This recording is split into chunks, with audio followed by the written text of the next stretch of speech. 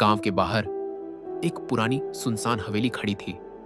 लोग कहते थे रात के समय वहां अजीब आवाजें आती हैं और जो भी उस हवेली के अंदर गया वह वापस नहीं आया। आज 5 दोस्त अंशुल, प्रिया, रोहन, सिया और आदित्य अपनी हिम्मत दिखाने के लिए उस हवेली में जाने का निर्णय करते हैं। शाम का समय था।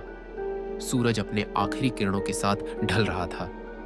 हवेली की खिड़कियां टूटी हुई थीं और दीवारों पर मकड़ी के जाले चमक रहे थे। जैसे ही वे कदम रखते हैं, ठंडी हवा उनके चेहरे पर टकराती है।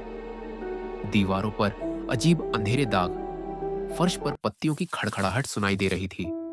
अंशुल ने टॉर्च ऑन की और धीरे धीरे आगे बढ़ा।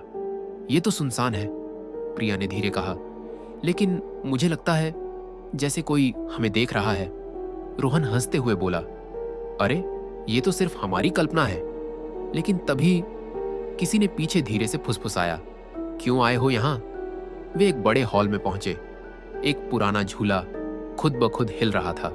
सिया ने कहा, शायद कोई बच्चा है। अचानक झूले के पीछे से सफेद आकृति उभरती है। एक महिला सफेद साड़ी में, चेहरे पर अजीब दुख और आंखों में आग। तुम लोगों को चेताया था, लेकिन तुम फिर भी आ गए। आदित्य ने टॉर्च गिरा दी।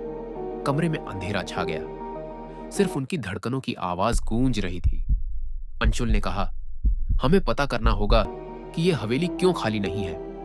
वे कमरे कमरे में खोजने लगे। एक पुराना दस्तावेज और फोटो एल्बम मिला।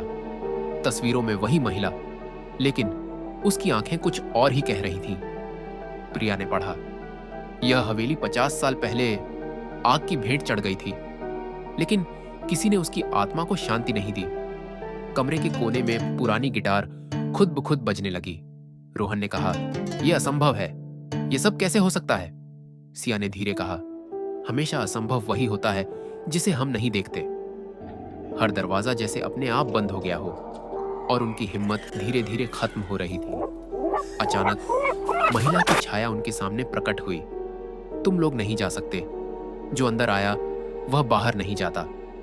अंशुल ने कहा, हम सिर्फ सच जानना चाहते हैं, डर नहीं लगेगा।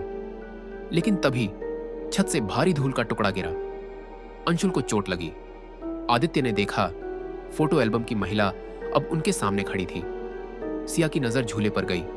वहां लिखा था, बस यहां अब अमर रहता है। तुरंत समझ आया, हवेली सिर्फ जगह नहीं है, यह आत्माओं का जाल है।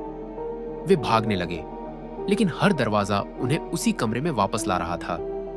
अंत में अंशुल ने देखा, जो रोहन था वह अब छाया बन चुका था और उसकी आंखें पूरी तरह खाली थीं। अब तुम्हारा भी समय आ गया है, महिला ने कहा। अगली सुबह गांव वाले हवेली के सामने खड़े थे, लेकिन 5 दोस्तों में से कोई भी बाहर नहीं आया। हवेली अब भी खड़ी थी, ज्यों की त्यों। दरवाजे पर लिखा था, जो अंदर आता है वहीं अब अमर रहता है। गांव वाले अब कभी उस हवेली के पास नहीं जाते, क्योंकि डर केवल हवा में नहीं, हवेली की आत्माओं में बसता है।